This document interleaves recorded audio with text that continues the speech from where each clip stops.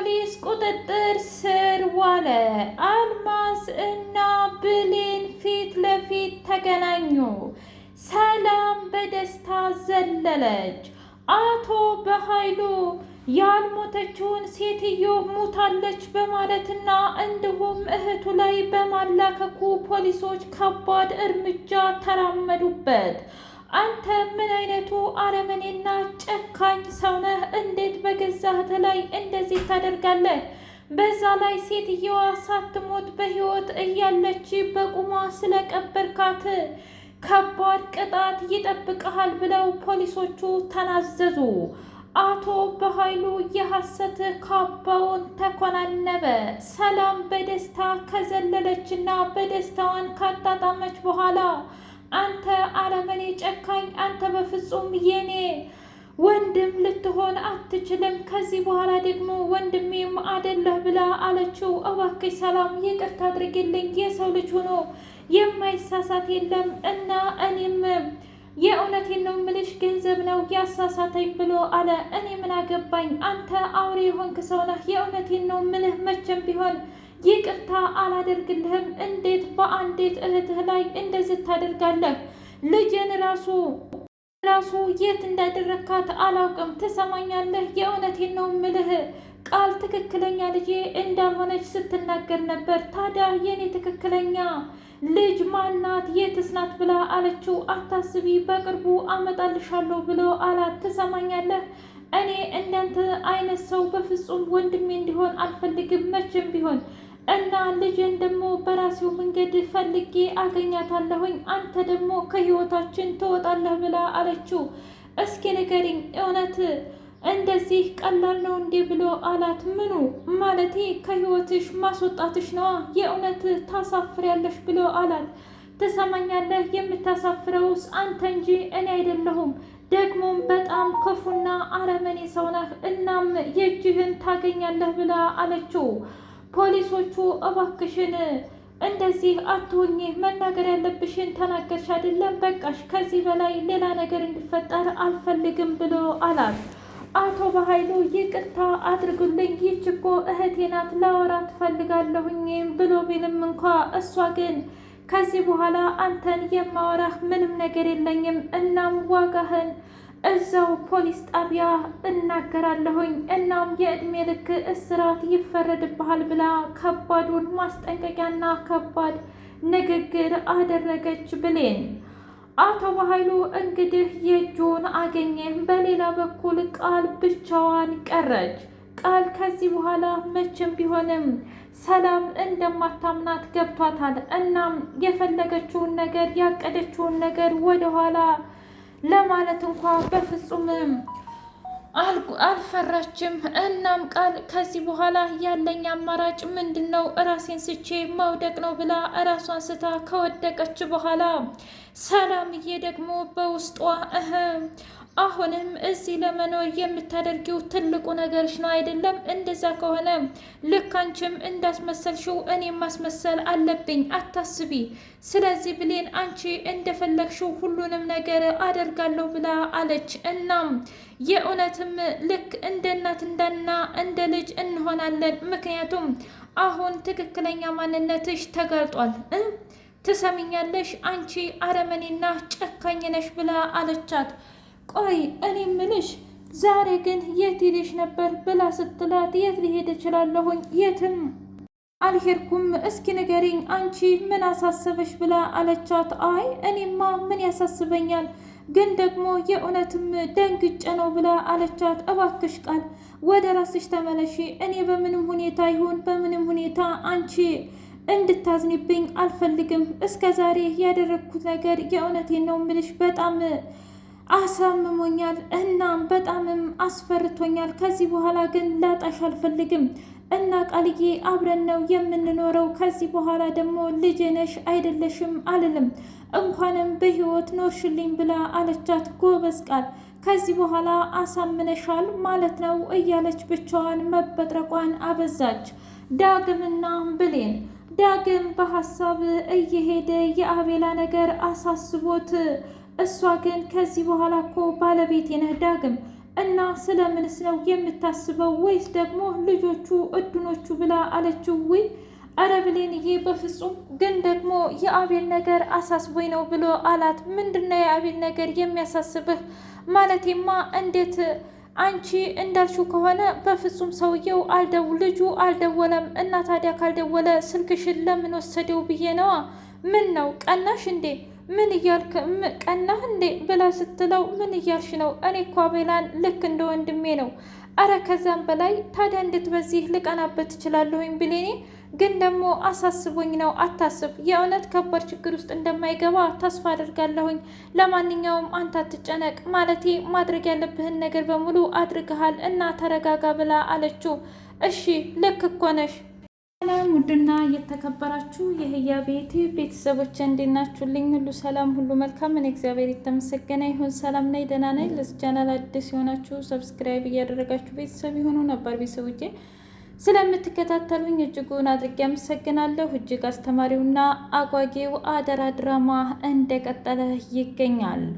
ቃል አሁንም ብሌንን መቀሚያና መቀመጫ አሳጥታታለች። ትሰሚኛለሽ? እንደዛ አንቺና እናትሽና ያ የማይረባ ብሽቅ ተብዬው ባልሽ ከቤት ካባረራችሁኝ በኋላ ራሴን አላውቅም፣ ይኸው ለዚህ ደርሻለሁኝ ብላ አለቻት። ቃል አንቺ እኮ ነሽ የገዛ ቤታችን መተሽ የረበሽን እንጂ እኛ ምን አልንሽ? ቆይ ለምንድን ነው ለትዬስ ቢሆን ለራስሽስ የማይሆን መልስ የምትሰጪው? እስኪ ንገሪኝ።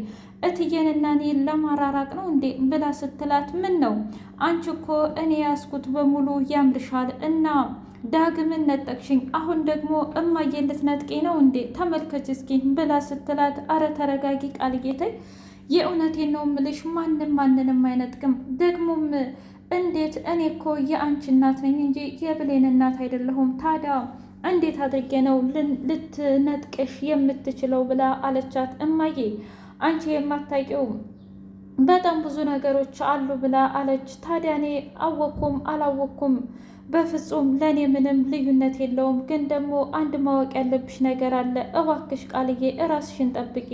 ዛሬ እንደዛ ራስሽን ስተሽ ስትወድቂ የሆንኩትን እኔ ነኝ የማውቀው ብላ አለቻት። በሌላ በኩል ሰላምዬ እጅጉን ተናዳና እንዲሁም ደግሞ እሳት ለብሳ እሳት ጎርሳ ከዛም በኋላ በጣም ደንግጣ ቆይ እስኪ የተፈጠረውን ነገር ንገሪኝ ብላ አለች። ምን ልንገርሽ? እስኪ ንገሪኝ። አላውቅም ብቻ ግን በጣም ከባድ ነገር ነው ብላ ስትላት እኔ እጄን ለመስጠት ልገደል ነው ብላ አለቻት። እትዬ ምንድነው የተፈጠረው ነገር? እስኪ ንገሪኝ ብላ ስትል ከዚህ በላይ ምን ልንገርሽ ብሌኔ? ምክንያቱም አቶ በኃይሉ ማለቴ ወንድሜ ሀብትና ንብረቱን ካላመጣሽ አልማዝን መግደልሽን ለሁሉም እናገራለሁ ብሎ አለ። ግን እኮ አደጋ ነበረ። ታዲያ እንዴት ነው እንደዚህ ሊሆን የሚችለው? እኔ ምን አውቃለሁ። ግን ደግሞ እንደዛ ብሎኛል። ታውቂያለሽ እንደሱ አይነት ወንድም ከሚኖርሽ ይልቅስ እውነት ለመናገር ብቸኝነት ይሻላል ብላ አለቻት። እትዬ መቼም ቢሆን እንደዛ ሊሆን አይችልም ብላ ስትል ምንድን ነው አሳባለሽ እንዴ? አይ ሀሳብ እንኳ ባይኖረኝ ግን ደግሞ አንቺ እጅሽን እንድትሰጪ አላደርግም። እኔ አንድ ግራ የገባኝ ነገር አለ። ምንድን ነው? ማለቴ በኃይሉ እስከዛሬ ምንም ነገር ሳይናገር እንዴት ነው በሁለት ቀን ውስጥ ይህንን ሀሳብ ያሰበው? ሲቀጥል እኮ አስከሬኑን እሱ አይደለ እንደ የቀበረው ያልሽው? አዎ። ታዲያ እራሱም እኮ ይያዝበታል እንጂ አንቺ ብቻ አይደለሽም። የተወሳሰበ ነገር አለ። በዛ ላይ የአልማዝ ቤተሰቦች እስካሁን ምንም ነገር አልሆኑም፣ አልደወሉም፣ ምን ፍለጋም አልወጡም። ይሄ ነገር በጣም ከባድ ነው እና በቻልሽው አቅም ልንጠነቀቅና በኃይሉን ደግሞ ልታዘናጊው ይገባል ብላ አለቻት። ለምን ብሌኔ? እኔ እውነቱን አመጣልሻለሁ። ዳግምንና ሳሚን እንደምንም ማስማማና ትልቁን ሜሽን እንሰራለን። እባክሽ እትዬ አንቺና እኔ መካከል በጣም ብዙ ነገር ተፈጥሯል። ግን ደግሞ አሁንም ልክ እንደ እናቴ እንደጠፋችው እንደማላቃት እናቴ ነው የምንሰፈሰፍልሽ ብላ አለቻት። እኔም እኮ እንደዛው ነው ብሌኔ፣ የእውነት የእኔ ስሜት አንቺን ይሰማሻል እንደ ብላ ስትላት በጣም የሚሰማኝን ስሜት ልነግርሽ አልችልም ብሌኔ ብላ እሳቸው በራሳቸው ተቃቀፉ። በሌላ በኩል የቃል እናት ቃልን ቆይ ለምንድን ነው እንደዚህ ያደረግሽው? ቃል የእውነት ያጠባውሽ ጡቴ እንኳ አይፈርድብሽም ወይ ብላ አለቻት። ትሰሚኛለሽ? ይህ ሁሉ ባንቺ ምክንያት ነው እና ከዚህ ከቤት እንድትወጭልኝ እፈልጋለሁኝ። ሰላምንም ሆነ ይህንን የማይረባ እንዲሁም ብሌንን አለቃቸውም ብላ አለች። ቆይ እኔ አንድ ግራ የገባኝ ነገር አለ። እሺ ሌላውን ልትናደጅባቸው ትችያለሽ፣ ግን ደግሞ ሰላም ምን አደረገችሽ? ቅድም እንኳ እንደዛ ተዘርረሽ ልጄ ልጄ ስትል ነበረ። የእውነት ያንቺስ ከፋ? ቆይ ከምኑ አፈር ነው የፈጠርኩሽ ብላ ስትል ትሰሚኛለሽ? አንቺ ነሽ እንጂ ወደዚህ ምድር ያመጣሽኝ እኔ ልንጣ ብዬ አይደለም እማዬ። በቻልሽው አቅም አርፈሽ ብትቀመጪ ይሻልሻል። አይ የምትይ ከሆነ ደግሞ ውጪ። እቅዴንና ፕላኔን እንዲታበላሽብኝ አልፈቅድልሽም ብላ አለች። ቆይ ምን አይነት እቅድ? እስኪ ንገሪኝ። የሰውን ህይወት ማመሰቃቀልሽንና ማመስሽን ይህን ነው እቅድ የምትይው? ኧረ ተይ ግደለሽም፣ ተይ ቃል፣ ኧረ ተይ ግደለሽም፣ እንሂድ ወደ ቤታችን ብላ አለቻት። መቼም ቢሆን ምክንያቱም እኔ ከዚህ ቤት ወይ ሀብት ወይም ደግሞ ዳግምን ይዤ ነው መውጣት የምፈልገው። ዳግም ደግሞ አሁን ላይ ምርጫው ብሌን ሆናለች እና በፍጹም አላደርገውም ብላ አለች። እና ታዲያ ማንን ልታደርጊ ነው?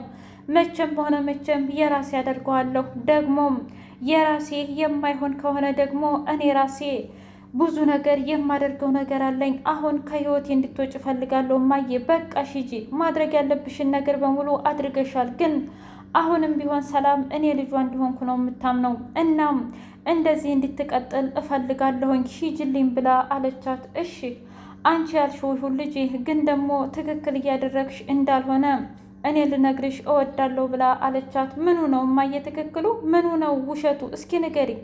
አንቺ ህይወቴን ማበላሸትሽ እኔ ምን ብዬ አበላሸሁት? ያበላሸው የገዛ አባትሽ ነው እንጂ አልፈልግሽም ያለሽ አባትሽ ነው ብላ አለቻት።